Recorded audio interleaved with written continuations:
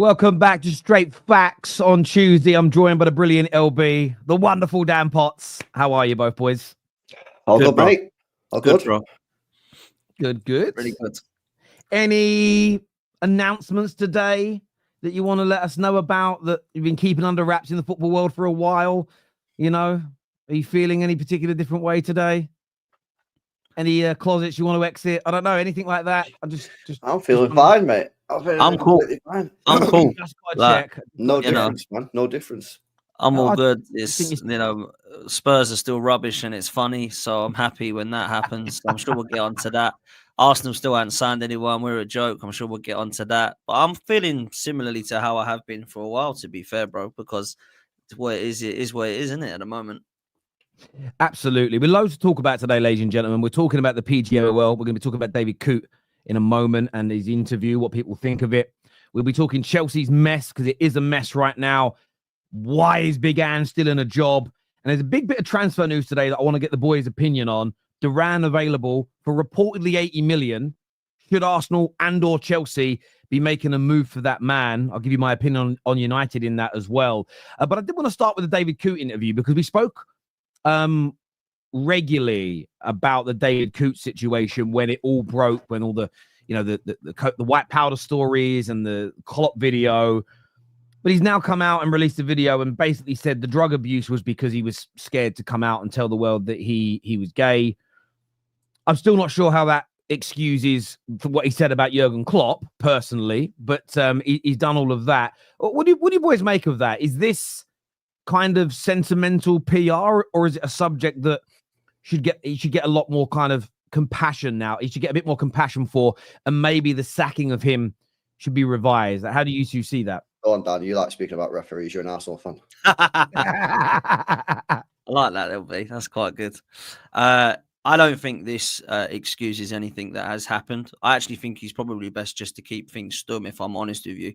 I think him coming out and saying that he is gay is completely separate, in my opinion, to him taking drugs and talking about Jurgen Klopp the way that he did and talking about Liverpool the way that he did. I think that's a completely different scenario. I think it's a different thing. I think it's just a different topic, if I'm honest with you. Now, I'm not going to sit there and say that I know that, by him coming out and saying that he is gay, that is the reason he did X, Y, and Z. And maybe it was a kind of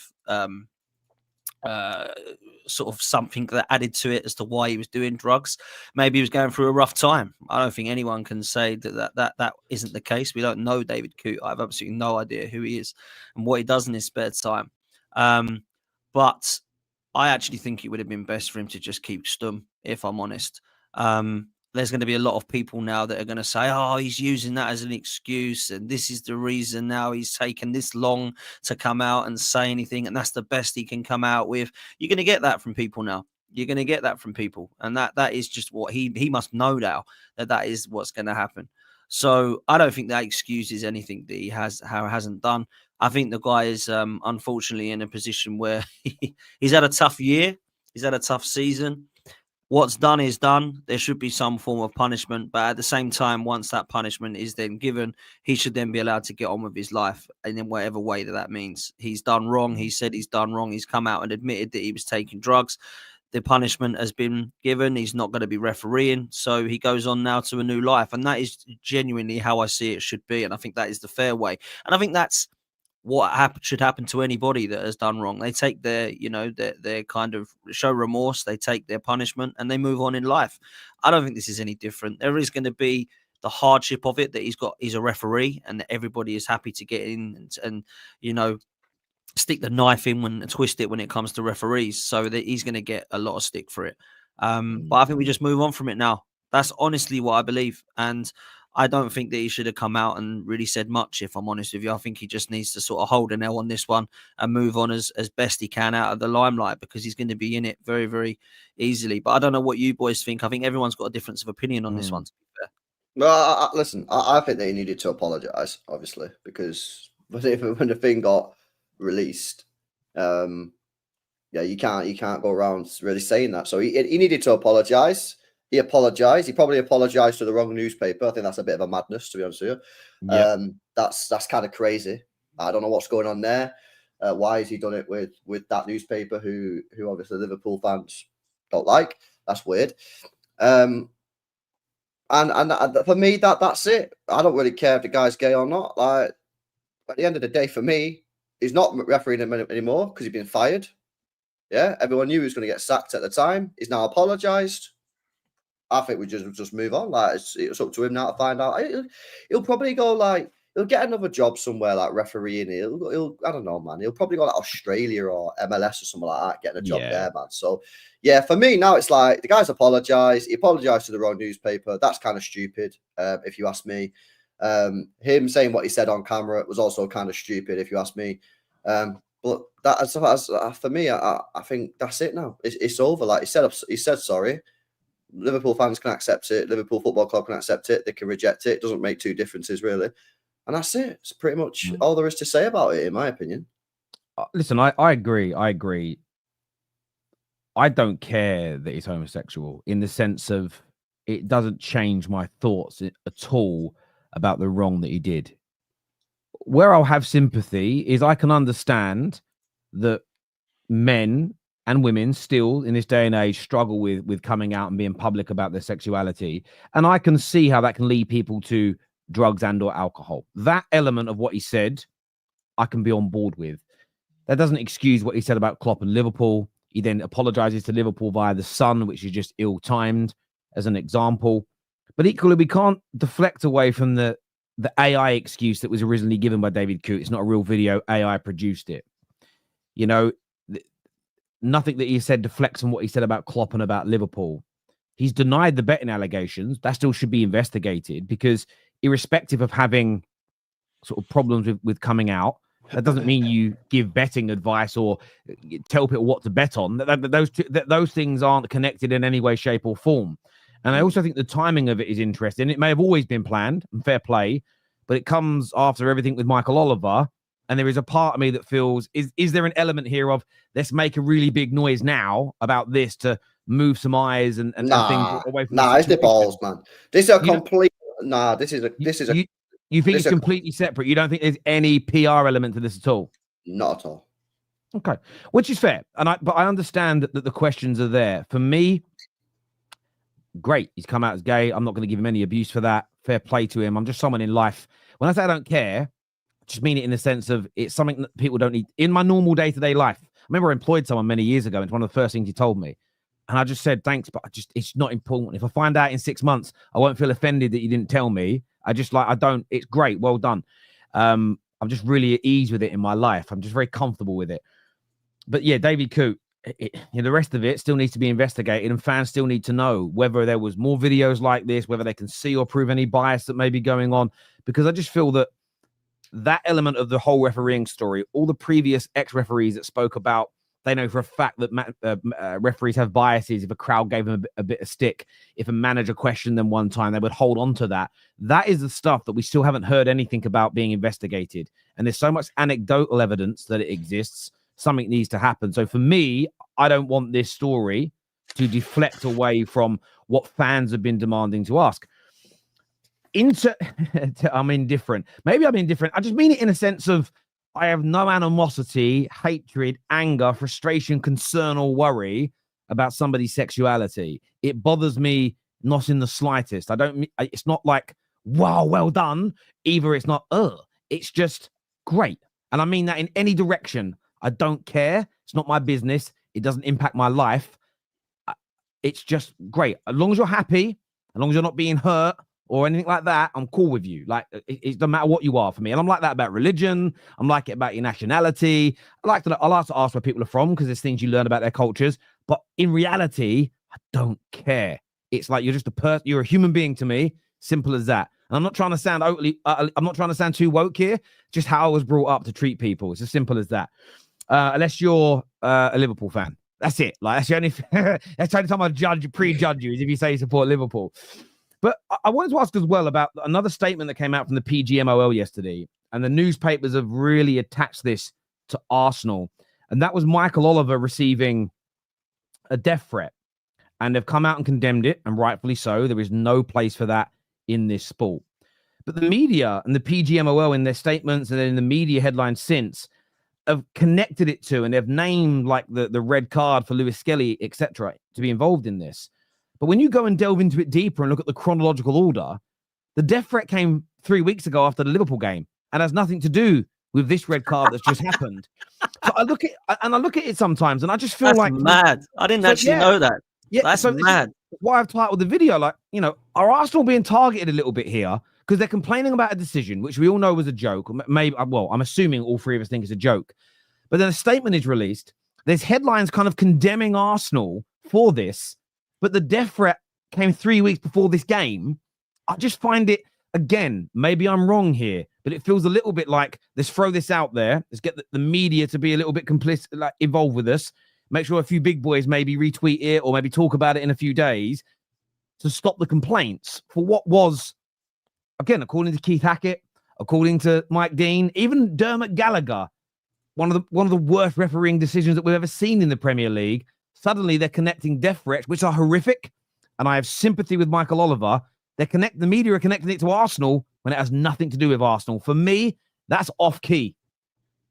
It's interesting because I didn't actually realise the death threat had come out 3 weeks before that game. It had only been reported, funnily enough, as you say, after the Arsenal incident. In terms of the incident, it is a joke, isn't it? I mean, I think everybody can agree that. There are some people that think it's a blatant red card, but I think they're just being, they obviously don't like Arsenal, which obviously comes with the rivalry of football, right? But I look at the scenario of Michael Oliver, and I think there are Arsenal fans that genuinely do think he is poor when he referees our games. 8 red cards now, that's mad. I don't know another ref that's sent off 8 players from the same team. That is absolutely mental. But what I will say is that they all make mistakes, and they're pretty shambolic. And that was why I was really upset, was because the mistake was quite a bad one, in my opinion. What didn't make him look any better and gave more ammo to Arsenal fans was when he gave a second yellow to Gomez after giving us straight red. So I was like, wow, you really are not doing yourself any favours here, Oliver. Look, what I will say, though, no matter how bad he is or you think he is, you shouldn't abuse anyone. Because, and I've used a scenario of this before, there are great doctors out there and there are shocking ones. There are great policemen out there. There are shocking ones. There are great firemen, teachers, and every other profession out there. There are some shocking ones. And we've all probably met them. You don't abuse them. You don't start coming for their family and start threatening them. That's just madness, absolutely madness, in my opinion. That people are trying to find his home address and all this crap and send the boys round and all this absolute nonsense. That sort of stuff, you cannot condone that. No matter how much you think he's poor at his job, or no matter how bad you think he is as a person, you can't do that. That's just mad. So I don't believe that is what should happen. So I think personally, you can criticize, but you cannot abuse. That's the way I see it, and I think that there's an element of criticism deserved in a lot of the referees this season. There's been a lot of inconsistencies, and I think that it's not just him. You speak to any Chelsea fan, they don't want Anthony Taylor refereeing any of the games. You speak to Arsenal fans, they don't want Michael Oliver refereeing any of the games. And on top of that, they will bring up the Michael Oliver situation with Man City, Dubai. They'll bring up the fact he's a Newcastle fan and he's not allowed, I don't think, to referee any Newcastle games, all that kind of stuff. So for me, you don't abuse, you can criticise, and I can understand why Arsenal fans were frustrated after Lewis Skelly red card. I thought it was madness. I've never seen a red card like that. You're going to get rival fans that are like, yeah, it was a red, and just laugh at it because they want him sent off, which I'd probably do if it was a Spurs or Man United player, right? But come on, it wasn't a red card. It was silly. It was a late tackle. I think everyone expected it to be a yellow card. And when it was a red, it was like, rah, this is mad. So that's what I would say about that incident. I don't agree with any of the abuse, though. I think it's mad, if I'm honest. Yeah, no, obviously, man. Like, I don't know. To be honest with you, like, this whole refereeing thing for me, I just think it's mad. I think it's absolutely mad. Like, especially Arsenal fans. Yeah, I think Arsenal fans are the worst by a country mile. Yeah, I don't know why you always have to speak about the referees. Yeah, you're always going on like they're absolute clangers. I don't think it was a clanger. I really don't. I don't think it's a clanger. The guy's late. Yeah, he's. I think he's out of control. I think it's a reckless challenge, and he's caught the guy above his ankle. So, do I think it's? Do I want to see them given for red cards? Don't know. But I think I can understand why the referees give it. And I'd be surprised if the red card got overturned, to be honest with you, because it's a dangerous tackle. It's a reckless tackle. So I just think it's mad. On the car bombing thing, these people are unhinged, isn't it? These people are not wired right, mate. Yeah, they're not wired right. Like, how are you literally threatening to bomb someone's car? Like, what is all that about? What? Because your football team lost. I always say, man, like, these people need to start holding their own teams accountable and their own players accountable and their own managers. All they ever do, these guys, is just look at referees, first of all. I think it's madness. I honestly genuinely think it's absolutely crazy. What I would say, Arsenal LB, fans are what I the would worst say, out of every single team in this league. now, what I would say, and I agree with you with the last statement there, I think we are terrible. And normally, when a referee makes a decision that impacts a result, that's why Arsenal fans go mad. So, for example, if we draw the game, it's the referee. If we lose the game, it's the referee. The only thing I will say about this is if it was a bad decision, it didn't actually impact the game in the end. It could have, but we won we got 3 points, so no one's really as mad about it as it is. I just don't understand how that is a red card. Now, you're making a good point that it's late and that it's potentially reckless, but I don't think there's any kind of... I've seen incidents like that a lot that haven't been given, and I think that's the crazy thing, is the inconsistency of it. If that's a red card, cool. I want to see him given every week then. And we won't because there'll be inconsistencies again. So that's the frustrating part about it. So if we're going to say that's a red card by the letter of the rules, and people have said in the chat, have said, yeah, it's the letter of the rule, it's a red card. It don't work like that, does it? The inconsistency is crazy. And then how the João Gomez one on Timber is a yellow card. So that means if he wasn't on a yellow, he wouldn't be sent off for that. It's just mad. Yeah, and that's the same referee looking at the same incident in the same game. That's why people get the ump. That's why people get frustrated. I'm with you on the Arsenal thing. We do make a massive, massive fuss about it as a fan base, and I've been one that says that we do. You know I have, and I've done it on shows with both of you, and I've said that our fan base are a nightmare. We never look at the result. We always look at the referee first. That's what we do. And even we probably did that again at the weekend. We won the game. What we moaned about. So I think we need to look at that and say, yeah, that is the incident, and that's why we're frustrated as a fan base. And I will stand by those that are frustrated for the first time in a long time and say, yeah, I understand why you're frustrated by that isolated incident. That's what I will say about it. Before I jump in, I just want to shout out. We spoke about them a few times this week. I think some of these referees could do with this, and some of the unhinged people to sort their heads out. But it's a bit of magic mind. This stuff helps your concentration, helps you sleep, helps you exercise. It is just a great shot of goodness every morning and every night before you go to bed. And for me, something that's really important, it helps me with my mental health issues that I had with my anxiety around my health, which the only way I really fix it is by getting a little bit healthier. And boys, trust me, you've got to try this out. It's just one. I hope this is a bag I've opened already because I had a shot this morning. Little shot like this, full of loads of goodness, a bit of magic mind every single morning. It's absolutely bob on. And I spoke to Magic Mind, and a 45% discount we can get the viewers on this. So if you want to try it, they give a money-back guarantee. So if it doesn't work for you, if you don't like it, you can get your money back. But we can also get you a 45% discount if you scan the QR code on the screen or click on the link below. But if you are someone that's trying to get fit, trying to get healthy, trying to get your mind sorted out, if you need help with sleeping, you want to be able to concentrate better and have more energy in the day, Magic Mind is the one for you. And I loved it, actually, when they reached out to me because I saw them. Joe Rogan takes them, and I watched him talk about it. I was like, oh, I'd like that. Then they reached out to me. So that's my little connection to Rogan. It's tiny. It's not very good, but that's all I got. So it's a bit of pause there. So go check the website out, people, at the end of the show. Amazing product. Life changer for me, a game changer with my health and stuff like that. So go and check it out and see whether it works for you. I get where you're both coming from. I disagree that it's a red card. I don't think it is, but then there is some subjectivity to that, and that's fair enough. We can get into that in a minute. For me, where I agree with you though, LB, the unhinged people. The problem is with the unhinged people is they ruin it for the normal folk. So I do call out the referees a lot.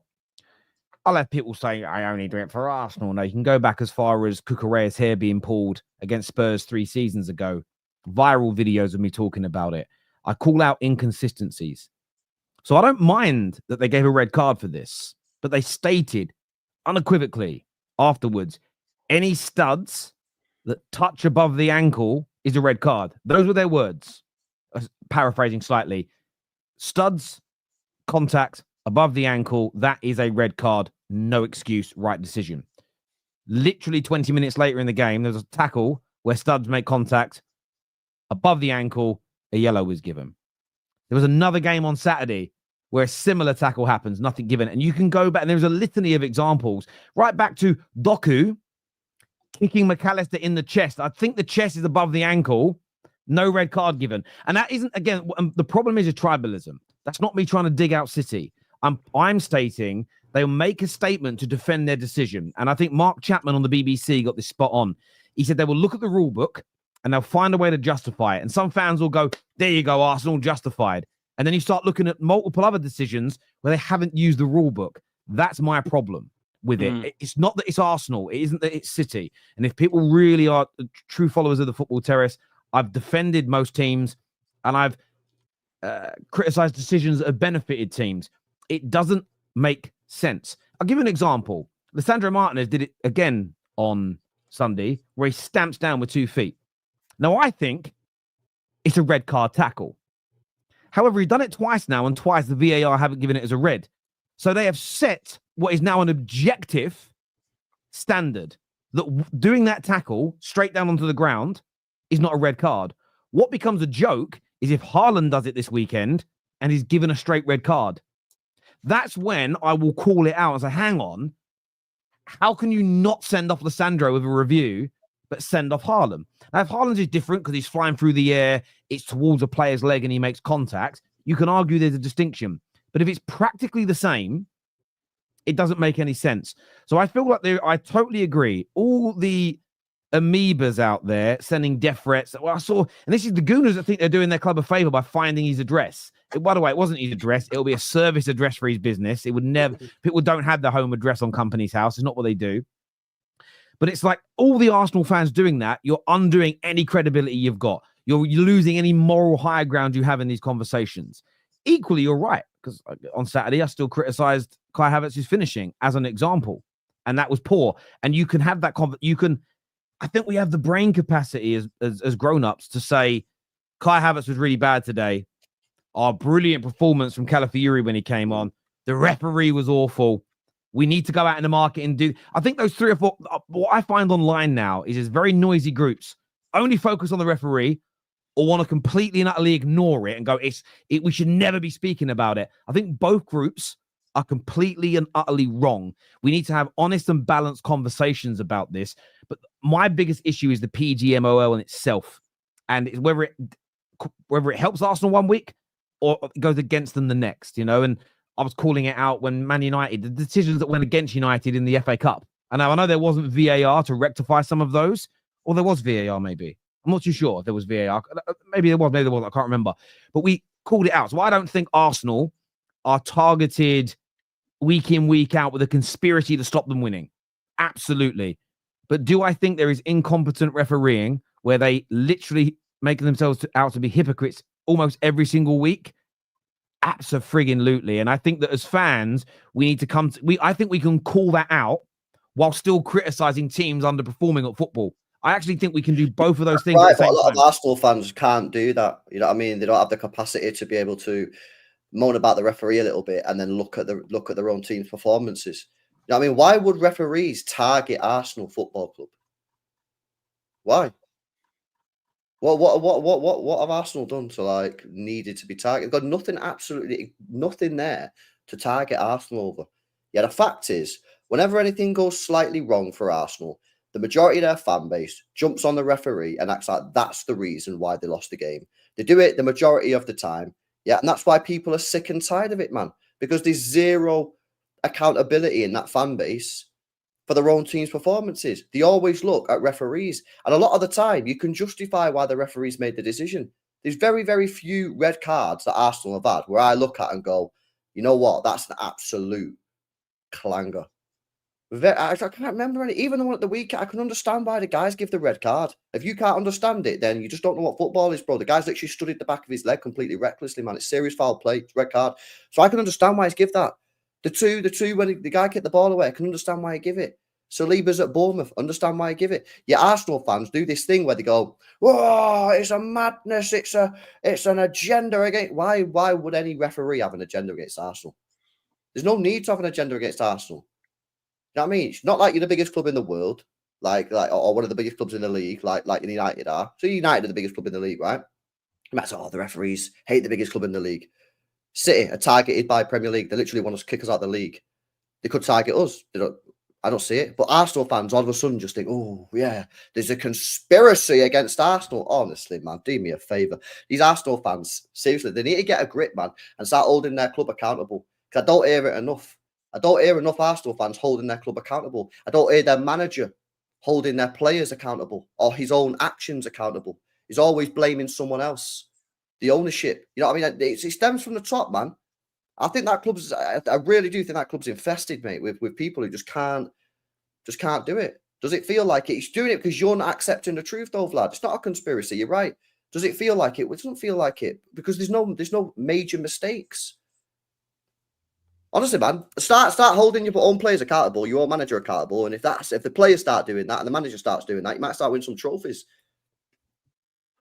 Seriously, man. Olu here says, I watch LB's watch-alongs, complains about the refs.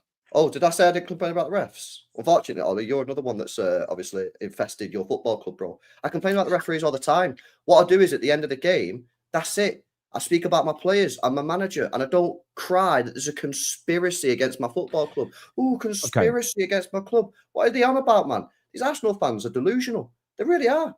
Apart from Potsy, of course. Potsy's song. I know. I got to say, look, people all sit there now, like they always do every week, and say, "I'm sitting there letting him slag off my club," because they get really sensitive. Oh, there's one in the chat already. Look, that's what will happen. Look, LB is talking facts. A lot of that because there is a section of our fan base that believe there is a conspiracy against Arsenal Football Club. Now, you can definitely look at the inconsistencies, and I've already brought up that. And there's inconsistencies against Manchester City. Actually, when you look at some of the scenarios Michael Oliver has had where he's refereed Manchester City, where he has let stuff go, and there is that chat. Oh, does he love Man City? Is he a Newcastle fan? Really? Does he have X, Y, Z? And that's a different scenario. But what LB is actually talking about is when we lose a game of football or we draw a game of football, we do not look at the performance usually or the manager or the players. We always go, it must be someone else. There's nothing more we could have done. It was the referee's fault. And I agree with that, with what LB has said. Right? LB's actually right in what he said. There's a lot of our fan base that look at the referees. Now, I've said this scenario 1,000 times. There has been times where actually we've had stuff that's gone against us, but because we won a game, we haven't complained about it. This is one of the only times I can remember in a long time where we've won the game and we've looked at the referee still. And that's why I'm towards them saying, yeah, I don't get the decision either. It doesn't show any form of consistency. And then there's Gomez one on top of it, which makes him look like an absolute fool, Michael Oliver. Now, there has been incidents. Doku's flying kick, you mentioned the karate kick there at Manchester City, kicking balls away. Obviously, the Rodri handball, the Jack Grealish handball, and all this stuff was Michael Oliver being mentioned. Then when it was against Manchester City, Ødegaard and Rice both get taken out by Kovacic. And he said, I don't really want to send him off because he doesn't want to ruin the game.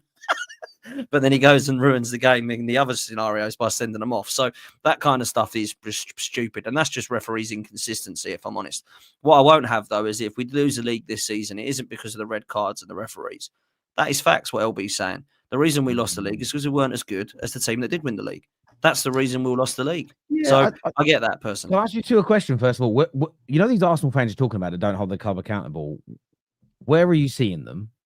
I mean, where are you watching? Am I asking that because my Arsenal fans, most social media. And what I mean is, my Arsenal fans that come on our panels, they will. Look, a gal will blame the refs, but then I'll have, for instance, Sard, and then there's Trimless Guna, to name just two. Nathan, who rarely talk about the refs. So I'm saying the groups I have on, there's a really good balance, and I see them call their players out. Who are these YouTubers and these content creators that are literally not ever talking about their players? And only just the generic Arsenal fans online, you know what I mean? The constant moaning about referees. You see it in YouTube chats all the time. You see it on Twitter. Bro, I see it all the time, and they don't hold their club. They're always moaning. And what they do is they take a decision, which you could say is a red card, you could say is a yellow card, and it will get given as a red card, yeah? And then they'll act as if like it's a crazy, ridiculous decision. All the decisions that I've seen this year from Arsenal when they get these red cards, none of them are huge mistakes. They might not even be mistakes. They're just opinions. I think that's all it is. majority of it is social media, isn't it? I try to keep off Twitter because it's toxic as hell. I think the idea of that, I don't think it's every Arsenal fan that comes on YouTube. I think that's unfair. And again, I think it's difference of opinions. Because even like if you take AFTV, for example, you'll get Ty, bless him, who will always point towards the referees. You'll get myself and Turkish, who don't really like to talk about referees. We try to sort of look at more towards what's happened on the pitch. Although I did mention Michael Oliver at the weekend, and I have gone through the kind of corruption statement on my channel before. I don't blame referees every week if we don't win a game of football. I look towards it. Like, for example, when Declan Rice kicked the ball away, that was Havertz's miss that I looked at, as opposed to Declan Rice lost. Referee drew that game because he sent Declan Rice off. So I think you've got to look at both things. If there is a serious conspiracy, and you actually genuinely believe that the referees all meet up and go, right, how are we going to mug off Arsenal this weekend? I truly don't think that happens. And I've said that on here before. You can both vouch for me. I truly don't believe that is the case. What's really interesting is this, that, in my opinion, I do think there's major problems with the PGMOL. I don't believe there's a conspiracy towards one particular club. I simply don't. I think there's a large level of incompetence because they're too protected. And I do believe that referees will hold, maybe you could call it a short-term bias. And why do I believe that? Because loads of current and ex-referees have admitted they had it. So I'm only going by what they've said. So I think it's possible that if the Man City crowd are really ripping into a referee one game, that in that moment, you might see something that's 50-50 and go, I'm going with the opponents because they're giving me crap today. He's a human being. I get they would do that. Where it becomes really, really badly highlighted and they become under scrutiny is when with social media, because we can go, hang on a minute, why is that 50-50 not gone City's way? Because the last 4 tackles that look like that, I'll give the example of the Sandro Martinez's stomps, they didn't give red cards. This time he's given it. For me, I'm going to call it out. I understand some City fans won't, but for me, I'm looking at the PGMOL as an organization. I don't believe there is a conspiracy against any one particular club. The same as I don't believe there's a red cartel. I've seen it in the comment earlier of people saying, oh, it's the Northern Alliance. So there's a red cartel and a Northern Alliance. No, football clubs will vote for what's best for their football club. It's as simple as that. There is no one alliance that sticks together through thick and thin. It's all about what benefits people. I think it's about calling out the inconsistencies in the decision making for me. I mean, I tweeted something about Ahmad's offside. People are saying the line was drawn. I can't see the line. And again, I'm not saying we won the game, but I'm still calling it out because I'm like, hang on.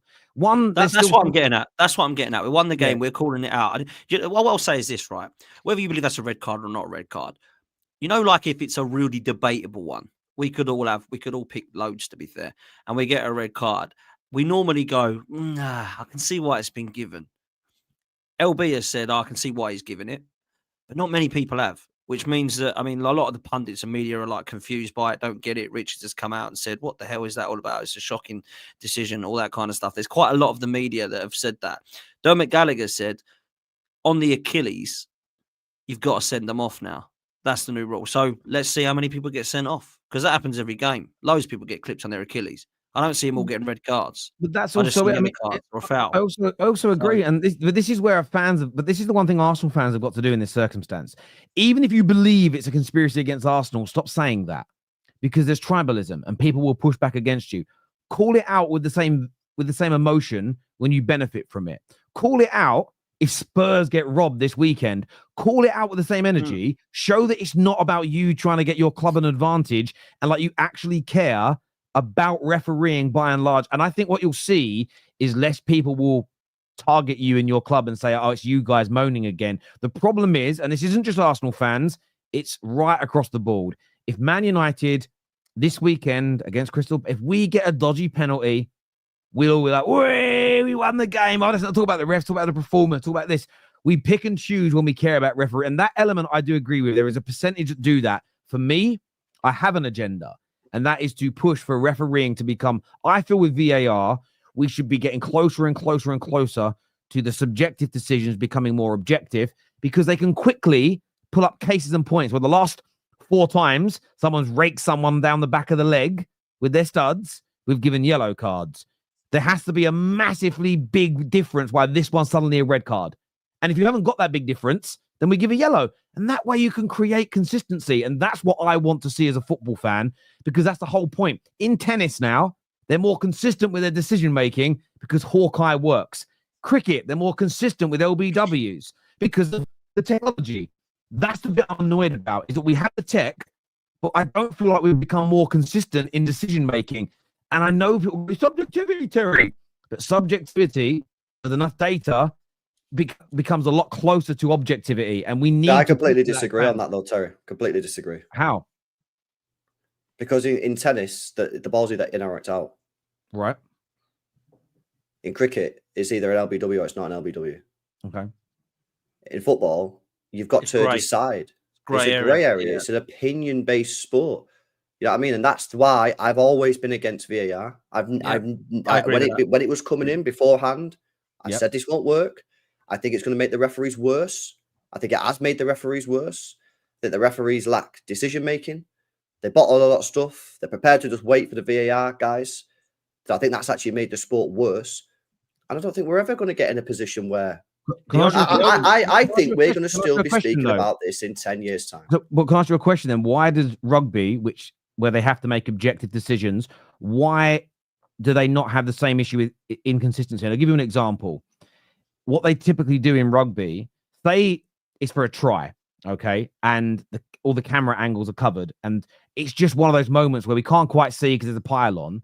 They give the same decision every time, which is no try because they can't prove it. There's loads of objective decisions where, okay, I've watched the Six Nations and they'll be, okay, caught him high on the net. It's an objective decision, but you'll get a little boo from the crowd because they're disappointed, but they are so close to consistency with their objective decisions compared to football. And that's the point. I understand there's a gray area, but I didn't say subjectivity becomes objective. The point I'm making is this. Let's use Lisandro Martinez. Let's forget whether we think it's a red card or not.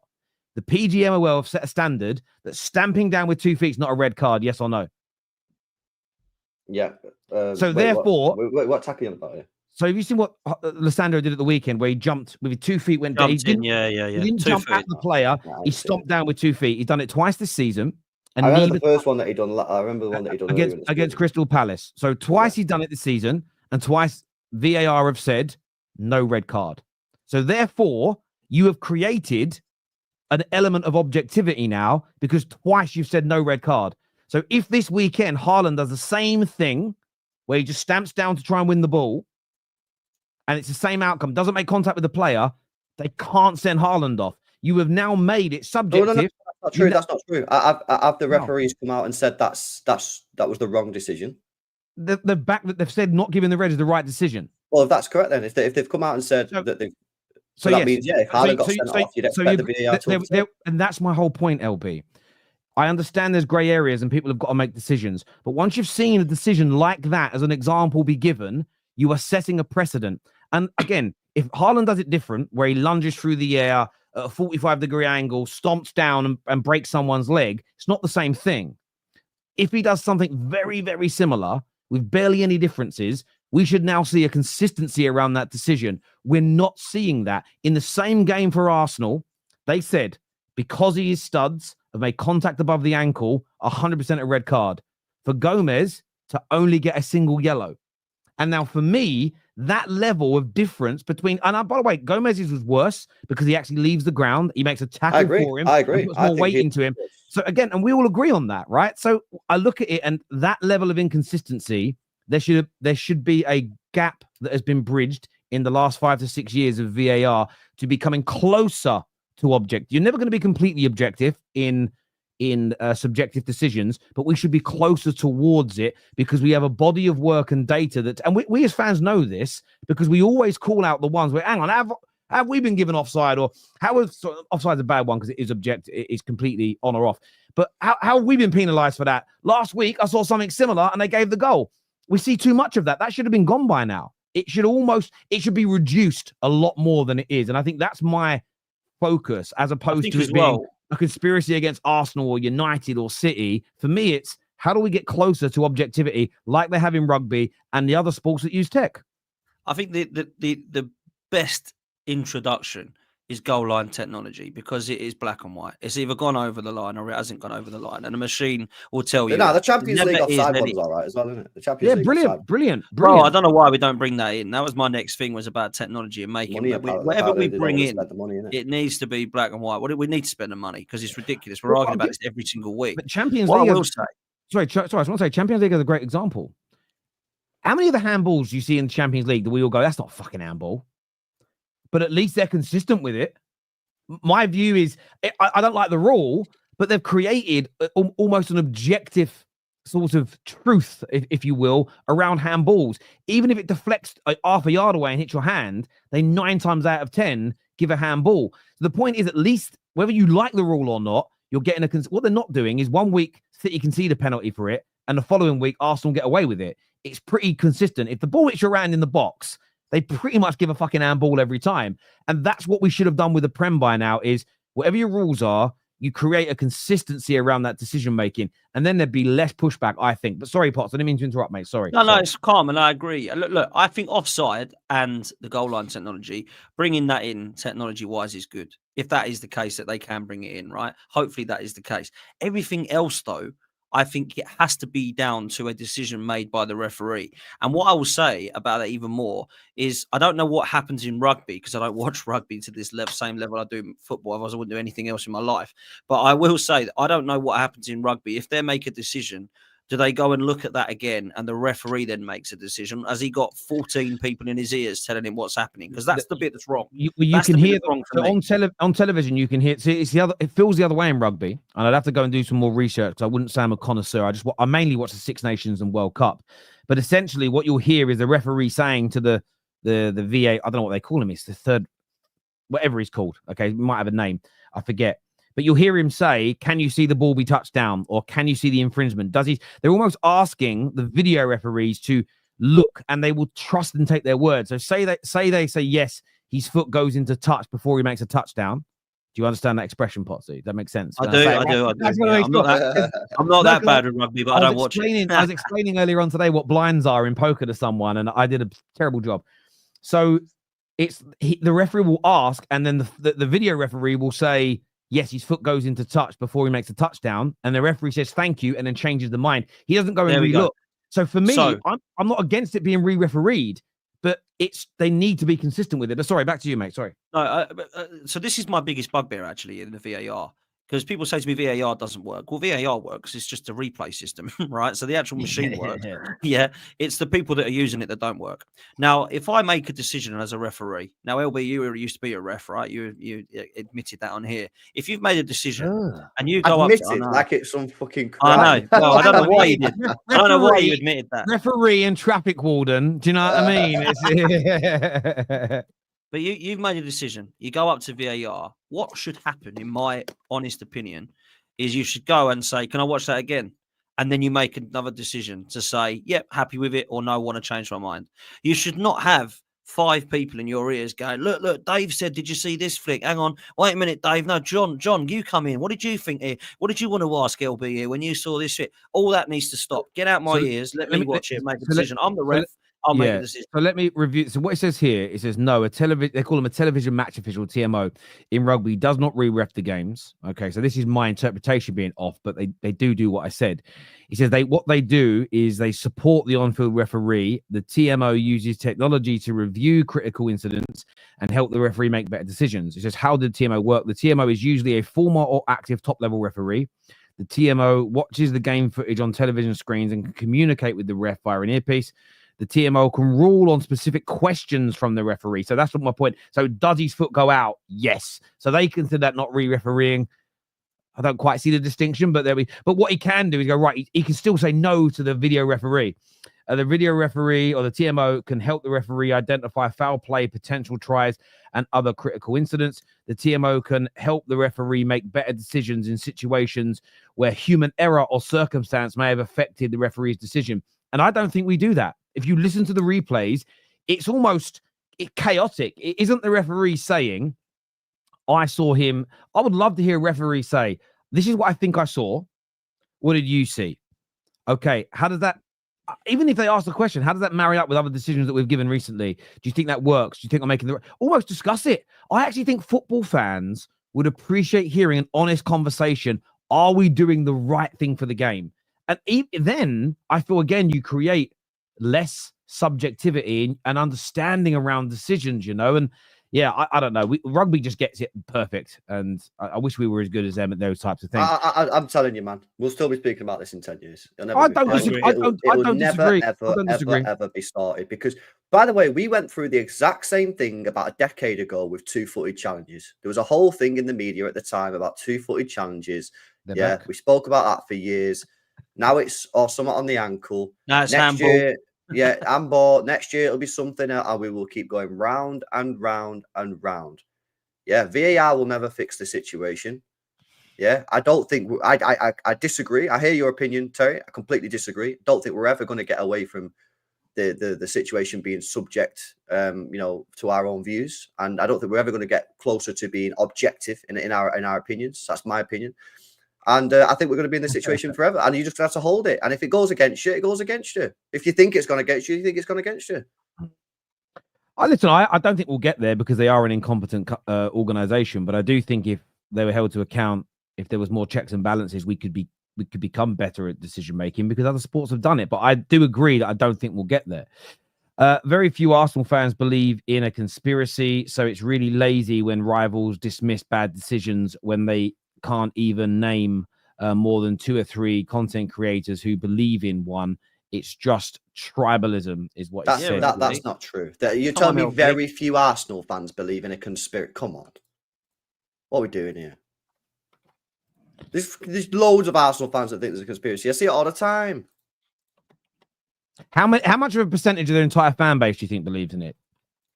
25%. It's a lot of people. Which first of all, I think that's quite a significant amount. You know what I mean? Because when you consider the size of Arsenal's fan base, probably one of the biggest fan bases in the world. Well, they've probably got 300 million worldwide, something like that. Don't know. It's one of the biggest fan bases in the world.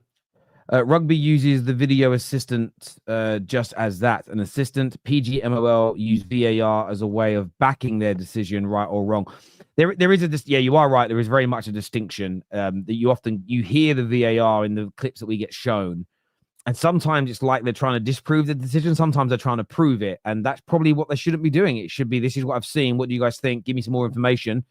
And at least then you might get more consistency. It's a great point, Patrick. Rugby works because it's transparent. PGMOL take a week to release the audio. Well, this is something that I actually think I will agree with this guy. Yeah. I think there should be on the Premier League website. Yeah. A portal. And after every game, every single VAR referee interaction is uploaded to the portal for each game. And you can go on there and listen to it free of charge. And you can listen to every single interaction. That would be a way of increasing transparency. Yeah. No, you have to pay for it. It's not just for the big media people. It's for people like us. We can use the clips. We can do YouTube videos. We can play the clips. We can say to the chat, what do you think of this? Do you think they're right or do you think they're wrong? And that would be a way of improving transparency. Why they don't do that, I have no idea. Great point. I'd love to see it. I was told this when I worked at the bank. We had these new people come in, start running things, and they basically were like, "See all this stuff you've got up behind here that's been supplied by the bank, targets and how to say things to customers, how to sell things. Would you be comfortable showing it to customers?" And I think a lot of us were like, "No, not all of it." They went, "Well, then it's got to go, hasn't it? If you're not comfortable with customers seeing the materials you use to try and sell them things, it's wrong, isn't it?" So if the PGMOL think that everything they say and do is above board and transparent and there's nothing to worry about, there's no issue of us hearing it, is there? There should be no issue with any of us hearing it. It's not like I want to hear a manager's tactics and what he says in the dressing room. Like, well, of course, there's a reason for that not to come out. There's tactics. Great super chat. It's the sport with the most drama. Large parts of the fan base like it. Definitely helps the fan channels with content. It's a unique part. This is true. I'd be gutted if I couldn't write Arsenal, Liverpool, and Chelsea robbed. There may be, for all the toaster people, that's a joke. If you're triggered by it, touch grass or consensually touch a boob. Do something, please. There may not be a conspiracy against one club, but to dismiss the idea of corruption as if we live in a world full of rainbows is even more naive. No, I agree, Mark, just spot on again. That's why there has to be checks and balances, because there could always be corruption, and there has been in every other sport. So why should the Premier League be any different? I think you make a great point there, Mark. Telegraph article, Mikel Arteta escapes ban after the Premier League admit VAR not good enough. What do you know what, though? For? You know what? I low-key think, the PGMOL love this, because you know what they're going to do? They're going to ask for more money. I genuinely think that's what they're going to do. I think the PGMOL are going to go to the Premier League and say, you want us to sort this out? We need more cash, mate. And that's what they'll do. And everyone will get more money. You know what I mean? The guys running the show will get more money. And it's all about the money, isn't it? It says here, the FA effectively tried to argue that Arteta was more worthy of punishment than other managers because of his high profile. The argument was rejected. Listen, I don't even want to say that was a good argument to reject, so I'll get called an Arsenal fan, but you can't punish Arteta more because he manages a bigger club than someone who's the manager of Luton. That would be crazy to do. People like LB are part of the issue with the PGMOL. You want us to hold our club accountable, which many of us do, but we can't hold refs accountable. That's hypocrisy. Well, you can hold referee. You can moan about refereeing decisions, but football matches are 90 minutes long, right? And my problem with Arsenal, is that whenever I see a contentious decision, there's other stuff in the game that people need to be moaning about. The perfect one, I always use this as an example, because the perfect example is the Declan Rice sending off at Brighton. Yeah, everyone moaned about Declan Rice. When have we seen this before? No one speaks about the fact that Havertz went through on goal with 5 minutes to go, 1v1, and put it wide.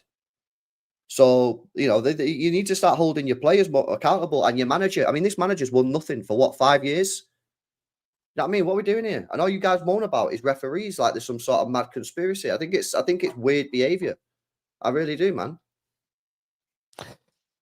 Yeah. Look, to this super chat, I will say that my panel certainly do criticize, as you call it. Well, this is what I'm saying, isn't it? Big up that super chat, man. Yeah. Like, why no one speaking about when he went through on goal against Brighton? If you lose the league by 2 points, I guarantee Arsenal fans will blame referees instead of blaming Havertz for missing a 1v1 opportunity against Brighton at home with 5 minutes to go. I think where the pushback comes from some of our audience is that I know, because I'm on all the shows, they do. So, but I would also say to them, if you are doing it, the message isn't directly aimed at you as well. It's like when I used to say Arsenal's scary, people used to go, I don't find them scary. Well, I'm not talking about you, am I? Fucking hell. Slow your brain down, you weak little man. I used to love those people. I ain't scared. It's like, I used to look at it like this. It's like me saying I'm scared of the dark, and Potsy going, fuck you, Terry. I ain't scared of the dark. So I didn't say you were, did I? That's what I was. Weird. This year, the FA already admitting during the Arteta hearing that they treat Arteta differently to other managers. That's in a 2023 Telegraph article confirming this. I mean, that's crazy. I mean, I didn't read that article because, lo and behold, I'm not an Arsenal fan. I mean, that is crazy that the FA are admitting that they will treat him differently to other men. And I'm sure they'd do the same to Pep because his profile's high and Amorim now. But that is wrong to treat the bigger managers of bigger clubs differently to the smaller guys, right? I think it's about setting an example, right? Yeah. So it's whether you believe that's the right principle. Do you think that the likes of Arteta, Pep, probably Slot now should be treated differently to Championship managers? Depends on your view on that principle. I don't. I think they just treat everyone the same, innit? But if you think that, we need to treat these guys differently because they're setting an example, and if they start cussing out referees and all that, then that gets shown around the world more than the Luton manager would, then whatever. But zero red cards for City from Oliver and 8 red cards for Arsenal. I see why LB is never I'd just say stop breaking the rules then, innit, bro? Stop kicking the ball away. Stop breaking people's legs, innit? LB is a waffler. It was never a red. He has this mentality because he knows Oliver is on the City payroll. Have I actually said on this show that I think it was a red card? What I've said is I can understand why he give it a red card. Obviously, Arsenal fans will just believe I've said something because they don't like what I'm saying. So they just insert words. You know what I mean? I don't actually think I've said it was a red card. What I've said is I understand why it was a red card because he's late, it's reckless, and it's above the ankle. and by the letter of the law, that's a red card.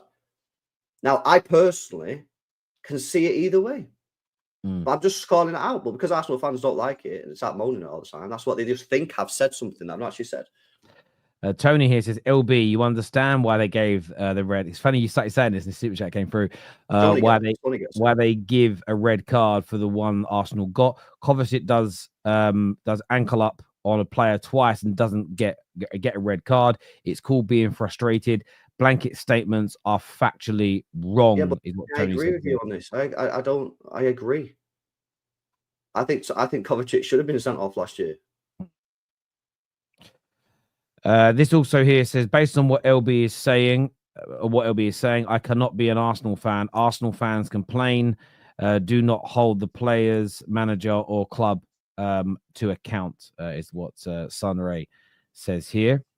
Nicola, says, lol LB, if that's a red, Rodri wouldn't have stayed on the pitch in any game. 2 reds for kicking the ball away. No other club has had that this season. Behave. Game state changes when a player is sent off. Stop kicking the ball away, bro.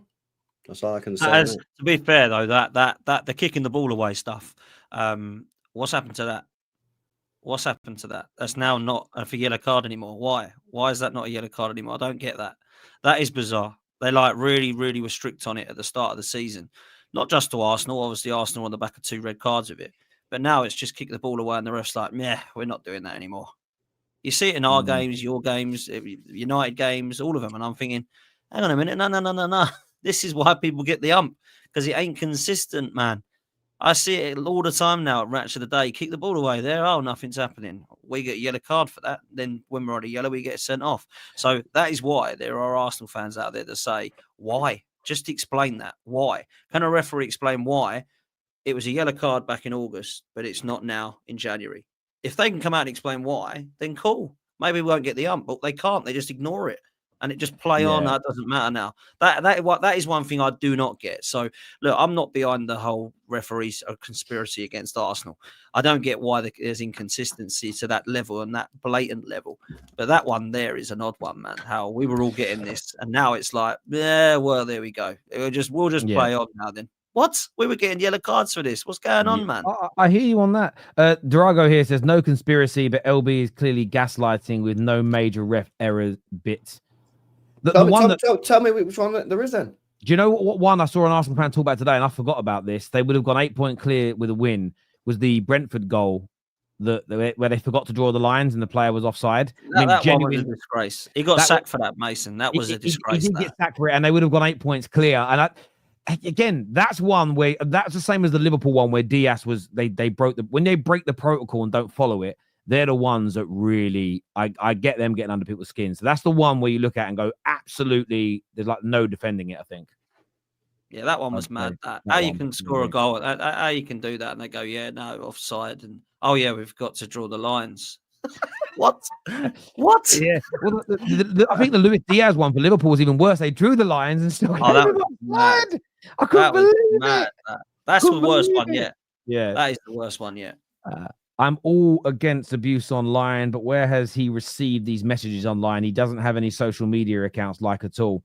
I mean, look, that is a fair challenge. I think it is a fair challenge for people to ask, like, how and where were these received, especially if people don't think. And this is what happens when you don't trust an organization. They release a statement and people go, I don't even know if you're telling the truth. And I think that's what happens when you're seen as an incompetent organization or a potentially corrupt one, is people challenge you. To the panel, that kind of red card MLS got will happen again in future games. Well, we'll see, won't we? We'll see. And that's where my Arsenal fans are always questioning it. Is like, where have we seen this again? They always use the Martinelli one where he got 2 yellows in one movement. And then obviously now they'll look at the MLS. They'll look at the fact that we're kicking the ball away. And I think when they're seeing it happening to other teams, I think they're then going. But there's so many now of these scenarios where it's happened to Arsenal and not anyone else. And then there's scenarios where Michael Oliver is not sent off potential or given fouls against stuff that's happened against other teams. That's where all the evidence starts to stack up, and that just gives more fans more ammo to fans that LB are highlighting that we're all saying is a conspiracy as a fan base. That's what it does. It gives more ammo there, and there's scenarios that have happened and gone past where nothing has happened, but with Arsenal it's been a yellow card or a red card, and that's why people bring it up. Welcome to Gaslighting and Deflection 101 from LB. Michael Oliver has record has gone beyond incompetence. It's a pattern backed by data. That's not a conspiracy. Is what Mark I just believe he's just not a great referee. I don't think it's a conspiracy. Why can't refs be questioned about integrity? Coote not ref a few weeks ago and was on the video sniffing that appears to be a brain-altering substance whilst at the World Cup. Yeah, I've always felt that questioning referees, like managers being banned for it and questioning their integrity, I've always found that strange. I never really quite understood the rationale behind it. I get what they say, but it's never really sat right with me. The PGMOL should completely be abolished because of how bad they are handling most of the situations. They should be an independent organization taking charge instead of the PGMOL with world-class referees monitoring everything. That would be the utopia, but I agree with LB massively. I very much doubt that's going to happen. Moving on from this subject, before we get on to Duran, Chelsea, Arsenal in that potential transfer race, LB, why haven't Spurs sacked Big Ange? Because they're not a serious club. Because they want to believe in the process. Because they want to believe in the PR.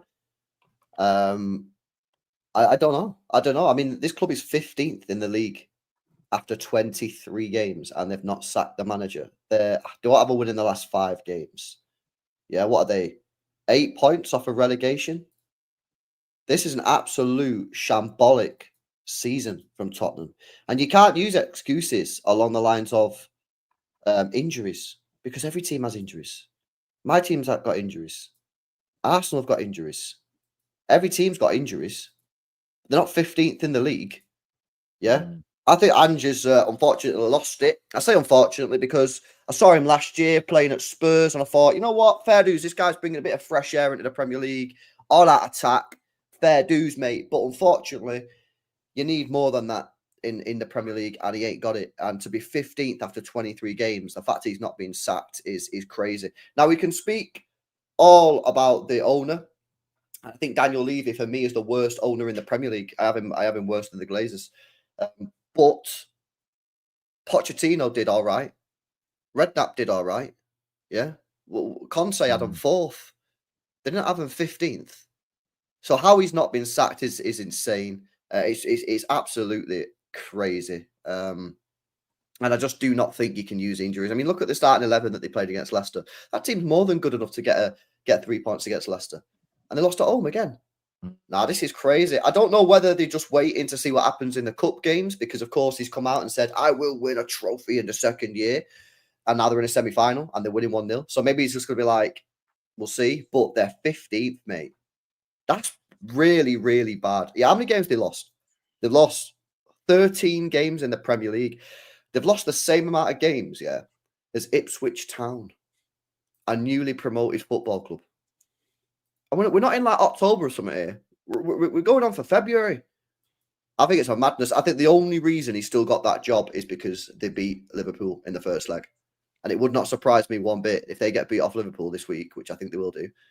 Or next week, whatever it is. When is it? Is it next week? Next week. Liverpool? Yeah, I think if they get beat off Liverpool next week, I think he's gone. I can't believe he's still there, man. I can't believe he's still there. Like, real talk, how is this guy still there? They're sitting in 15th. LB's just read out the stats there about who they're competing with in terms of the amounts of wins and losses they've had. They've given Palace their first win of the season, Ipswich their first win of the season. They've lost to Leicester, who are another relegated team. This, for me, is absolutely disgraceful from Ange Postecoglou. And they seem to believe that because he's got his 2 centre-halves out, there's absolutely no other. It's all, oh my God, like he just can't win a game because his 2 centre-halves are out. Mate, it's still the style of play he plays. It's absolutely embarrassing. And Tottenham, just as a whole, are just a joke club that just needs to fold now. They're just a club that need to just fold. Let's just be real. They've tried everything. They've failed everything. They still can't win anything. They sacked Jose Mourinho a day before a final and put Ryan Mason in charge. Daniel Levy's turning the place into a tourist attraction. He's not interested in winning stuff. He just wants to try and qualify for European football. He's tried every manager under the sun going. He's tried the project manager in Poch. He's tried the system manager in Nuno. He's tried the win now manager in Conte. He's tried a CV manager of Mourinho. And now he's tried the style of play in Ange Postecoglou. And it's all fallen down. This is a club that just have the worst mentality. And for me, I just find it hilarious. It's beautiful to see. It's funny. As Bill B said, they're the only Big Six club that don't win anything. I don't know how they're a Big Six club. They're the Rich Six is what it should be called. They're not big. Let's be real. They haven't won anything. You can't call them a big club anymore. They haven't won anything for this long. It's embarrassing. The last time they won a league, it was in the 60s. The last time they won a major honor, I was 4 years old. I'm 37. Yeah.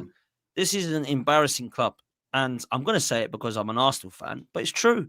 What have I just said there in that little segment that's absolutely outrageous? It's facts. And I think you know what pains a lot of Spurs fans the most is that they know all this. I doubt you're going to find many Spurs fans that are sitting here and are going to start beefing you for saying what you just said. Because you're right. It's right. That unfortunately, like I say, I think Daniel Levy for me is the worst owner in the league, right? Because I'll tell you why. And I know Terry will disagree, right? But the reason is because the way that they spend money on players they spend money like a small club. Yeah, they always buy these players to like develop. When was the last time they were out there and bought like a proven, big, huge talent? And don't say Solanke because I've one good year at Bournemouth in the Premier League. Who? They always buy these players like the players that they try and get to then develop into. Like City bought Haaland, yeah. Arsenal bought Rice. United have bought Zlatan over the years. You buy a lot of you bought Onana from Inter Milan. You bought these players. Chelsea again have bought huge players in the past, right? When it comes to Spurs, I always feel that like they buy players to then develop, and that's how like the Brightons and that operate. Listen, the Brightons of this world have to operate like that because they can't go out there and spend 100 million quid on Declan Rice. So they have to go, but there is a reason that they do that. It's because they don't have the money. Tottenham have the money. Tottenham are the 8th richest club in the world. Look at what they spend. They have the money, bro. Look at what they spend it on absolute rubbish, bro. Yeah, if you look at the money, Odebert, yeah, Brennan Johnson, Richarlison, yeah. What we did, they bought Archie Gray. Oh, good signing. No, you're missing the point. The reason they signed Archie Gray is to make him mint, and then they'll sell him if he does become mint. That's what they're going to do. That's their whole mantra of that club is to go in the transfer market and buy these not shit players, but like these up and coming players and try and get them to be good and then sell them on. Yeah, dare to do is going getting £100 million, splashing it on a player and going, if this doesn't work, we're going to get absolutely cooked. Yeah, that's what it's about. Yeah, United wasted the money on Anthony, but they actually tried to get this player. They risked it, and yeah, they don't always work. Sometimes you make transfers and they don't work. It's about actually, and they will not do that because that's but they still spend the money. They just spend it really, really badly. So I think they are the Spurs fans, yeah, they need to now be protesting, in my opinion, on two fronts. One, to get the owner out, and that for me is the priority, yeah. And two, get Ange out, because I just think even with the ownership, even with the squad's not being amazing, they are massively, massively underperforming. The question is, though, some Spurs fans might be like, I hear you, well, B, I don't back this manager, but we're one game away from Wembley final. So there is certainly that, right? But I understand that as a pushback and an argument, but I'm just going to keep it 100 when it comes to Spurs. I know there are people out there that believe trophies are the pinnacle, and I know that you're fighting towards winning them, but I don't think you can ignore your league form. And what I mean by that, as a typical rule, teams that are 15th and lower in the league over a period of 10 years rarely win a trophy. Teams that are in the top 2, top 4, top 6 regularly have a much higher chance of winning a trophy. So yes, you could win one this year, but you have to look at the balance of probability of progression and the likelihood of winning more. You cannot factor that out. It is stupid to go, we won trophy, everything's okay. Only a simpleton would do that in this case. I'm going to give you some facts here. Since that opening 10-game winning run, right? This is mad, okay? They've played 40 games since those opening 10 games in the league. They have lost 60% of their games since that opening 10. They beat us 4-0. How did they beat us 4-0, bro? Hey, yo, Arsenal fans, you want to investigate something, yeah? Investigate that game. Because our Spurs come to the Etihad, ended our winning run, our unbeaten run at that stadium for 2 years and beat us 4-0. And you think there's something dodgy going on, right? Investigate that, bro. Well, so that's it. 60% they've lost since that opening 10-game run. Right? He's still there. He's still there. They've only won 42% of their games. That win percentage is a good 20 to 30% lower than it should be. But I'm going to throw this. This makes it horrendous, okay? The last 11 games, okay? So this run that's seen them fall into a relegation fight, 9% win ratio. 1 win in 11, 72% loss ratio. 5 points from a possible 33. And just to give you some context, and this is why he's got to go. And I'll tell you as to why after I'll give you this out here. Southampton have 1 point in that time. They've played one less game, though. Ipswich in that time, 7 points. Leicester in that time, 7 points. Ironically, I think both those teams took 3 of those points off Spurs. Relegation. Wolves have 7 points in that time. Brighton, 11. West Ham, 12. Everton, 13. Like Man United, we've been ripped apart and rightfully scrutinized. We have almost double the points they have in that time, and you've barely seen Spurs mentioned in the media. It's crazy, right? The reason they'll get relegated if Ange stays, in my opinion, is these players were not purchased and they didn't come in with the mindset of we're going to be in a dogfight to stay in the league. I just don't think you can handle it in the right way. I think you need to almost go into the season knowing that could be a possibility, and they're not there. The fact they're keeping him, 9% win ratio in these last 11 games, 42% in the last 40. It is absolutely horrendous. No, it is. It is, Terry, but they are still only 1 game away from Wembley. This is why I think they're probably going to wait for that Liverpool game. If they get beat off Liverpool, they might sack him. I think you're right. What else are they waiting for? Because they would have pulled the plug by now. Because this guy the thing is just quickly, if he gets sacked now, he's going to turn around and say, "Listen, I'm struggling in the league, yeah, because the players." He can come out, he can be like, "Oh, the players are all injured." And he said, "I was 1 game away from a cup final, and they sacked me. I told them I'd win a trophy in this second season, and I had them 1 game away." He can come out there. So I think let him have the game, and then they'll probably sack him after the Liverpool match. I agree. I think if he gets knocked out, they'll sack him. But do you know what? It would be even funnier for them to win the League Cup and then get relegated. That would just be beautiful. Because the thing is, though, if he wins it, they're going to have to keep him, right?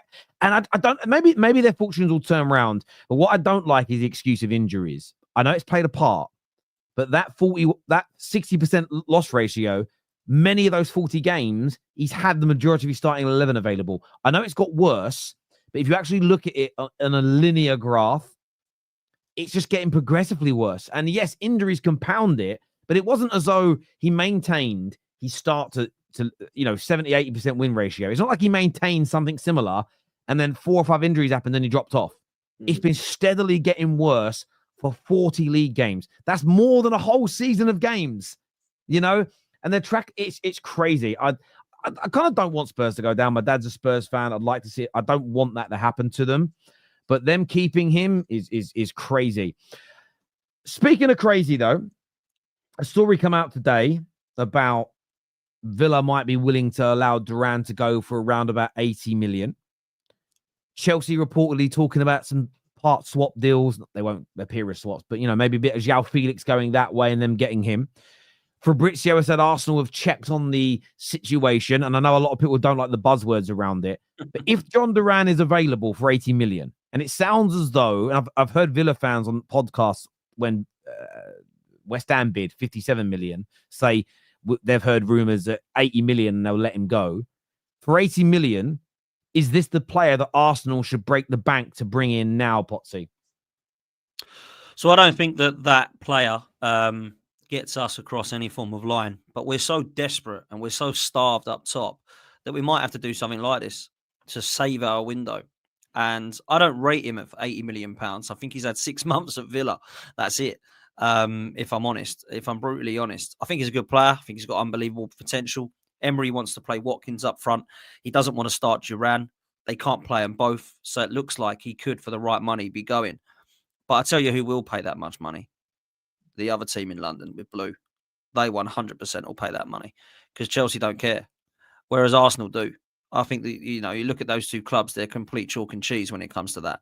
We've spent a lot of money on Declan Rice, but it's only really the signing that we have. They've gone and done that on Enzo, plus Caicedo, plus Mudryk, plus God knows how many. So I think it's between the two clubs. I put my money highly on Chelsea. Chelsea have also got Disasi and Felix that Villa both want and that Emery both wants, by the way, which is very, very interesting.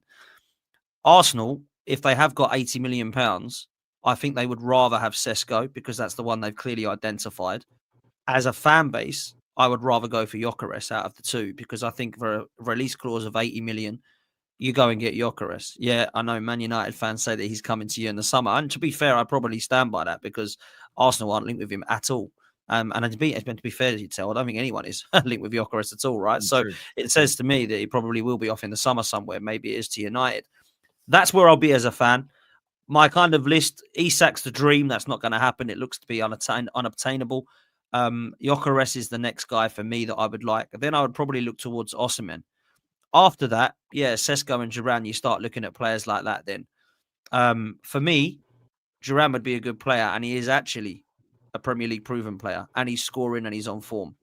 So it would be a good signing. But do you boys think 80 million is a hell of a lot of money? I'm looking at this, bro. I'm going, okay, so he scored 20 goals for Villa. So are we saying in them 20 goals, he's played 2,200 minutes? 2,200. So if you do that, yeah, 2,200 minutes, right, divided by 90, that's the equivalent of 24 full football matches. So are we saying that Jhon Duran, in that 24 full football matches, yeah, and then 20, have you seen enough to say he's worth 80 million? Now, I would say absolutely not. Rasmus Højlund, yeah, was purchased from Atalanta from 73 based off 10 goals and 1,800 minutes. So it seems like the striker market at the moment is crazy. You know what I mean? What?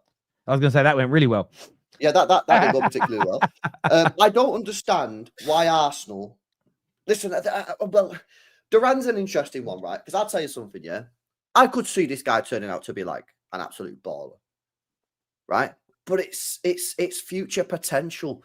Arsenal need someone for the here and now. And maybe if you get Duran, he might provide it here and now.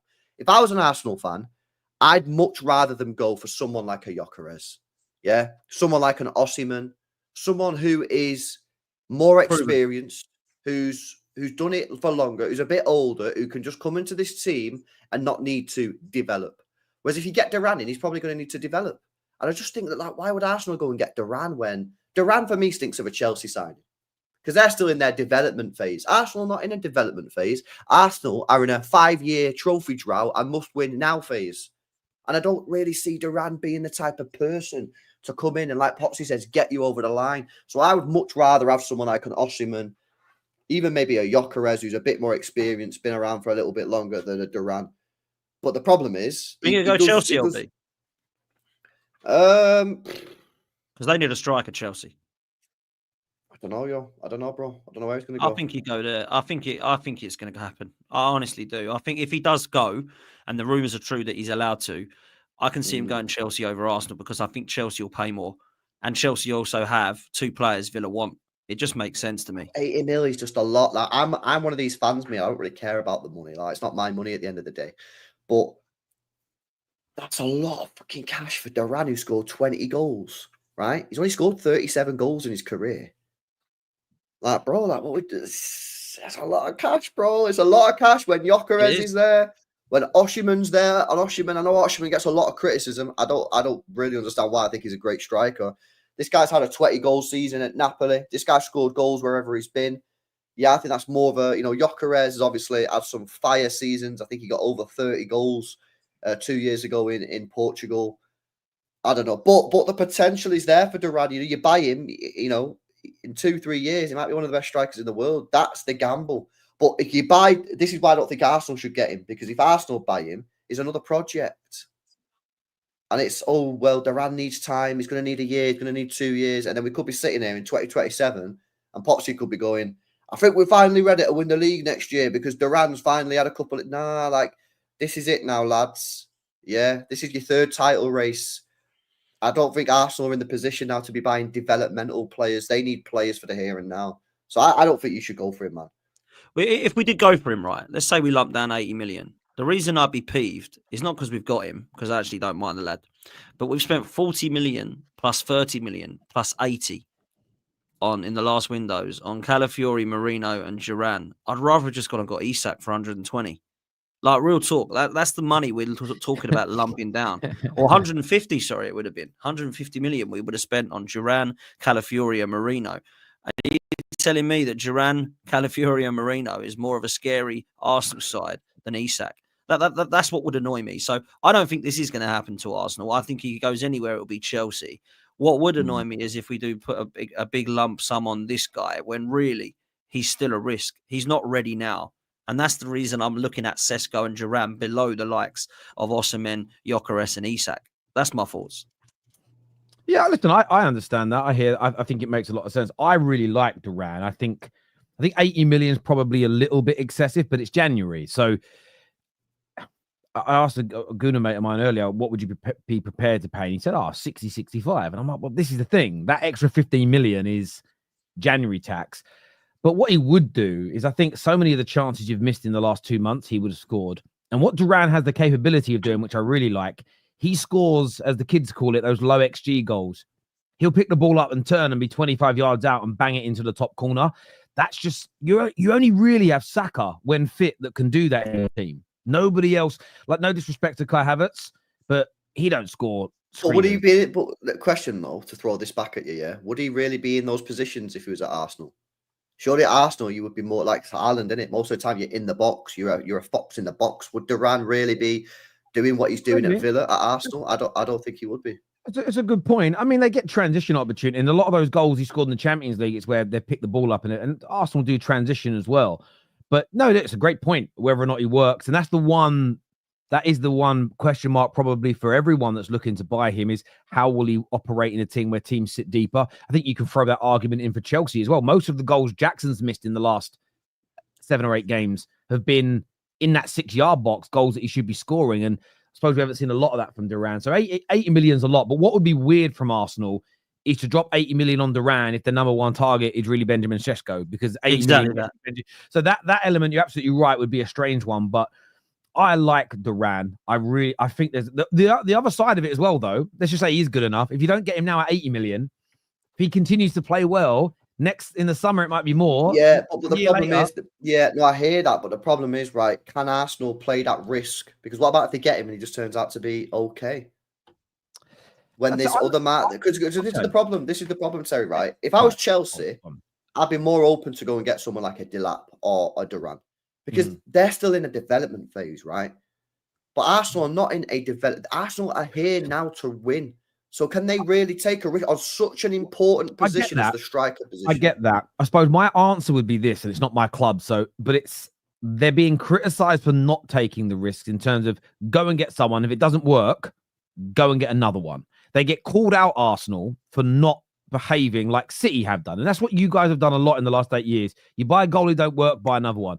Goalie didn't work, buy another one. Fullback didn't work, buy another one. And I'm not criticizing that. You flex your muscle and you've got it done. I think Arsenal, maybe you're in that position. Go and buy Duran. Yes, it might cost you 80 million. I think he'll deliver. I think he'll score more goals in a calendar year for Arsenal than Kai Havertz does. So will he be a complete waste of money? Absolutely not. Would they still maybe in the summer still need to go and get a Victor Gyökeres or someone who's better? Potentially. But they should be I think Arsenal should be looking to have 2 very good strikers at their club or 2 very good attackers at their club, bought January and in the summer. So for me, they might not be able to get the main guy now, but I don't think Duran is that big a risk. I still think he's a player that over a 3 or 4 year period could justify 80 million as a striker. And I say that next year. Can he win the league though, Terry? He can help them win the league. I don't know if he'll be the main guy by himself, but not every signing has to be the final piece, because I don't think Arsenal need a final piece. I think they need a few players in their attack. I don't think one attacker completely fixes their attack as an example. And the point I'm making about being 80 million, it's a lot of money. I rate him though, so maybe I say it differently. It's not the same as buying an Isak, who's considered the best in the league right now. It isn't the same as getting an Mbappe or a Haaland. They're 150 million pound plus players. So you're buying someone, yes, he's half as good, say, as Haaland. That's why it's half the price. And it's reflected, but I don't think you can get a good, competent striker anymore, especially from another Premier League team, for less than 70 to 80 million. No one's going to do it. No one's going to do it. What did Mamouche cost you from Germany? 70 mil? 59 million. 59. And that's from Germany. Like, imagine if he was a Villa player, how much he would have just cost you for the same player. He would have been 120 million. So I think we have to be mindful of that. But I like him. In terms of Chelsea, I just wanted to ask you, I know LB, you've had a lot. I've got to go to the super chats in a minute as well. Sorry that I forgot them, people. I had to jump out and see the kids. I ain't seen the kids for a couple of days because I was away working. But they're in a mess at the moment, aren't they? They're in a real, like, their fans have turned. The manager's a fraud. Obviously, the goalies. But it's a lot of what you said in the summer feels like it's kind of come home to roost a little bit, mate. Well, you know what it is with Chelsea, is like, it was so predictable, wasn't it? Do you know what I mean? When they tried to tell us and gaslight us that, Jackson's having a great season, he ain't a striker. He's not a competent striker at this level. Eventually, he'll start underperforming his XG, if you want to call it that, right? He'll start missing chances that he should score, right? And this is why I said to Don in the summer, go and get a striker, go and get Osimhen. If they would have had Osimhen, they'd still be in a title race. That's the truth. They'd still be in a title race if they had Osimhen. And I was told by Don and by other Chelsea fans that they don't want to break the wage structure. Well done. Now you're not in a title race, innit? So that was an L.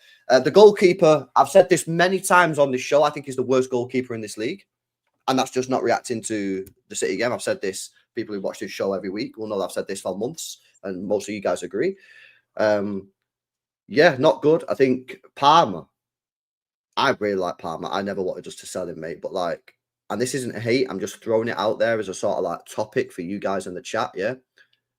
Bro, this guy in big games, I got to say, bro, I'm starting to get to the point now where, because I seen it early on. I've seen people early on. No, I'm being real. I'm being serious. It was just I've got to say, bruh. I'm being real. Right? It's amazing. I swear down, yeah. I've seen people talk about this on Twitter, maybe earlier in the season, maybe last year, about how he's ghosting games.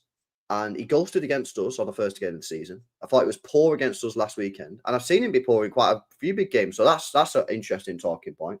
That's not hate, by the way, because I really like him. I'll take him back at City in a heartbeat. But that's just an interesting talking point. But they are still 3 or 4 players away, I think, from a title race. And then you need experience to go with it. So I don't think they're going to be winning a title for another 2 or 3 years. But if they spend the money wisely, get a new goalkeeper, then they're half decent team. I think the midfield, when fully fit, is exceptional. But I think the defender's not good enough. The centre-backs, and they need a new striker and a new goalkeeper. Yeah, I agree. Look, I think when you look at what Maresca's done there, a lot of people were a bit question marks over him. What's he going to be like? Did well at Leicester, but dropped off. And I think now what he's doing is he's had a good start like he did at Leicester, and he's dropping off. And I do think that is some of it is the player quality. I don't know why he's sticking with this Sanchez guy. Surely that Jorgensen is better. Surely their backup youngster is better. This guy's one of the worst goalkeepers in the league. I don't think Colwell, Fofana, Badiashile, Tosin, I don't think any of those guys are starters. I think they're all squad players, and I don't think any of them are good enough to be a Jhon, Terry and Carvalho that they need. And people don't like it when I mention those names, but that is what Chelsea should be doing, by the way. That's what they should be. Chelsea should be the standard of, we want our Czech replacement. We want to be a Terry and Carvalho at the back. And they're picking players that are never going to be anywhere near that level. And they're wondering why they are in a top 4 race and not a title race. The fixtures they had at Christmas, Terry, they should be right now in a title race. They had unbelievable fixtures. They ended up losing to Ipswich. They lost to Fulham. They drew to Everton. There's another team they drew to as well. They've had shocking results. And against City, I don't know what you thought, LB, but I didn't actually think Man City were that great, if I'm honest. I thought Chelsea were really bad. I thought they were really, really bad. And defensively, that Foden goal, wow, what are they doing, man? The goalkeeper's a joke. He's a clown. And up top, I said, Jackson, you're harsh on Jackson, Pops. Cool, keep him. I hope you do, because you won't win nothing with him.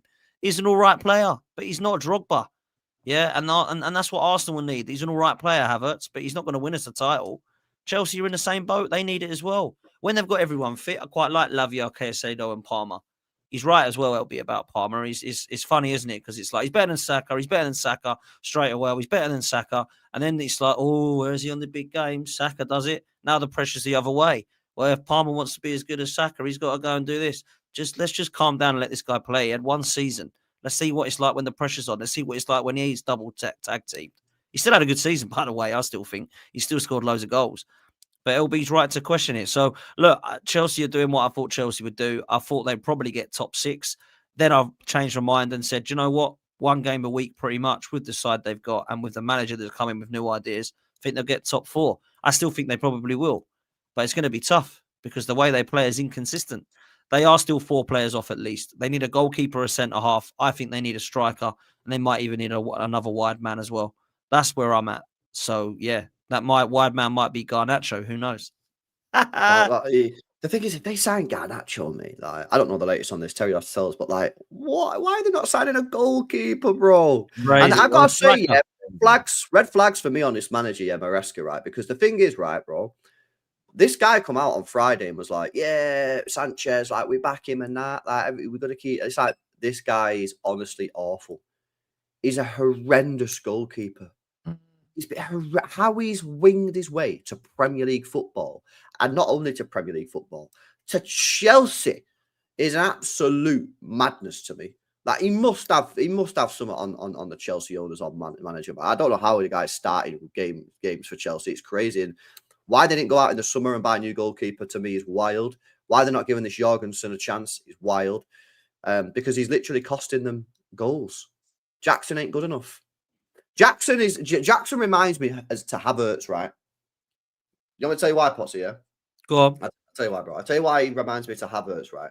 It's because there's some people, right, and a lot of them are obviously Arsenal fans and Chelsea fans, right, who think that the volume of goals is good enough. So Havertz last year scored quite a lot of goals, right? And I hear some Arsenal fans say, it's not Havertz. He scores goals. He scored 20 goals last year. So how's it Havertz, right? What you're missing the point here is that it's the big moments. The 1v1 against Brighton with 5 minutes to go, which he put wide. The header that he had last week that he headed over the bar. Yeah, Jackson might score quite a few goals. But in the big moments where you need to rely on that striker to get the goal, it ain't there. And that's the difference, yeah? Yes, Havertz and Jackson might get a decent volume of goals, but they're not prolific enough to be winning you those big games and in the big moments. And actually, at times, these two players who are scoring a lot of goals for both clubs, they're almost causing a bit of a problem for the clubs by scoring as many goals as they are, because people are thinking that they're not the issue when they're clearly, to anyone who knows about football properly, they're clearly an issue to both teams. And Jackson is an issue to Chelsea. Just like Havertz is, and they need a striker. Imagine if they had like Osimhen and just a decent goalkeeper. Let's just say they got All Black or someone like that. Yeah, I don't know, just a random goalkeeper. Yeah. Let's just say they got a solid goalkeeper, and Osimhen. They'd be like proper title contenders. And You're right. Even if you just look at the Premier League, right? If they had, there's a lot of the current Brighton goalkeeper much better than him as an example. You start going through the Premier. If you just start going through the Premier League, I was looking at this the other day. Premier League goalkeepers. I was just looking at them and thinking, which ones are just objectively better? I'm thinking Dean Henderson, Aaron Ramsdale as an example. Let's just forget Alisson Becker. Sells at Nottingham Forest, Jordan Pickford, Bird Leno. Like, I'm not even saying these goalies are exceptionally good. They are all so much better than Sanchez. And you are right about a goal scorer. If they had, I'll throw a name in. If they had Dean Henderson as their goalkeeper and Osimhen as their striker, I still think they're in the title race, Chelsea. I agree. And that's why I'm not. There's a lot of question marks about Enzo Meresca, and I understand it. I actually look at a lot of the games in this 7-game run with one win or no wins one win in the league against Wolves. So many of those games should have been put to bed, but then they weren't put to bed because of Jackson, and then mistakes defensively or mistakes from Sanchez, they probably win with those 2 replacements we mentioned. They probably win 4 of those games. So then suddenly it's 5 wins from 7. They're in a title race and no one's batting an eyelid. And that is where I'd be a little concerned as a Chelsea fan, is you've built a team that got itself on the edge of a title race, fell away a little bit because of lack of quality. And what your owners are looking to do is go and buy Garnacho. That for me would be if Man United over the next few years build a squad and look at that, we're 2 points off top. In fact, they if they'd have won one of the games they lost in that 7, they would have gone top. You know, it's like they would on the 25th or about the 23rd or something of December, they were 1 win away from going top, right? So if Man United are there in 2 years' time, and we go right, we're just gonna go out and buy some kid who's struggling at another club instead of I'll be fuming because you're there. You're right there on the edge of being good enough to maybe win a league title, and you're buying. Listen, I like Garnacho, but he ain't the guy that's going to transform Chelsea. He just isn't. It's I mean, Crazy stunning.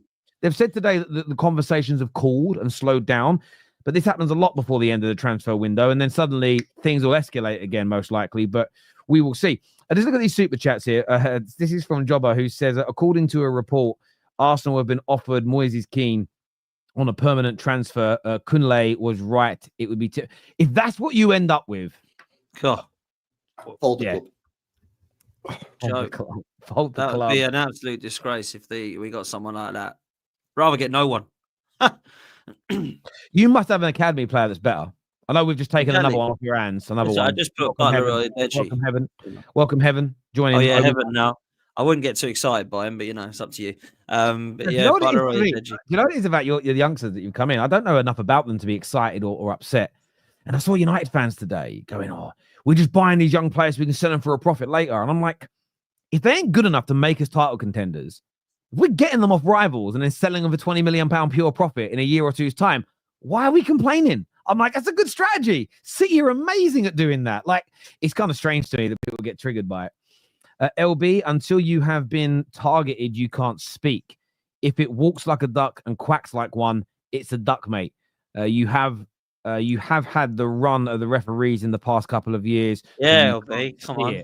LB. Yeah, come on, LB. Yep. You've had the run of the refs. Come on. I mean, my club is literally at the, trying to get kicked out of the division by the Premier League. So you can't say we have not been targeted. But City fans, you do believe in conspiracies. You believe in the red cartel. So I mean, that's factually true because of the leaked letters and shit. So that is true. But I can't. That's the evidence. But find me evidence that Arsenal have been that legitimately evidence that shows referees have targeted them, and I'll be like, but Man United and Man City are working together now to get the spending cap removed. So have you joined the red cartel on a particular well, it's because you're new owner, isn't it? Your new owner wants to disband the red cartel, mate. You know what I mean? Join the Sheikh on the winning side. I thought he was the same as the Glazer. So now it's changing. No. I think your new guy is different, isn't it? Your new guy's different. It's still bad, still horrendously bad. I'm on the BBC actually tomorrow morning talking about the regeneration actually. So that'd be fun. That'd be a fun one. People are very weird about that, I tell you. If Big Ange would be more pragmatic, I don't think he'll go down. The fact that he makes every game a basketball game is insanity because every team knows they have a chance. They can seriously go down. You're bang on, Josh. You're bang on, mate. 27 wins, 9 draws, and 25 losses for Ange as Spurs manager. They've got their Spurs back. It's the losses and the wins and the lot. When you think he won basically his first 10 games as well, the ratio is awful. They got their Spurs back after 10 games last season. Now these bums are crying. This is their Spurs. Jay here says the problem is that during the game they stated it was because it was above the ankle. Then in the interviews they said it was given because Oliver thought he'd scraped the Achilles. Which one is it? Yes, it's a great challenge. That was LB's response. No, that was actually just I'm just tired, bro. No, I hear you, mate. I hear you. People don't realize when you do podcasts, it isn't like being in a TV studio and do it at home. You can sometimes sit there and get quite comfortable, and you're like, "Shit, I'm actually on the internet." Like it's not like we were filming. You'll all see it Friday. We were filming the final of the poker show, and we got into about halfway through it, and I was like, forgot there's anyone in the fucking room. It was just a bunch of lads sitting there chilling. I was like, you better edit some of this out. Like, I'm just yawning and shit. But not because it was boring. It was just comfortable. Spurs and Southampton's form chart in the last 6 games in the EPL is the same. That's fucking crazy. By the way, Chelsea's ain't much bloody better as well. Like, they're in a really bad run right now. Gents, look, I want to thank you both for jumping on and having your say. This video, I think, is going to redirect you to Judge Mo's channel. We're back live at around 6 p.m. for yesterday's Top 6 show that's happening today. So we're going to see you then. But go and check them out, Magic Mind. These are the little shots that you get with them. Go and check out Magic Mind. I genuinely mean this. Helps you concentrate more, helps keep you energetic throughout the course of the day. Works brilliantly if you drink coffee and tea, like in the morning as well. And one before you go to sleep. You'll get 8 hours through. Well, I certainly do. So go and check out Magic Mind now by scanning the QR code on the screen or clicking the link in the live chat. Until next time, people, take care. Goodbye. God bless. And we'll see you all again very, very soon. Peace.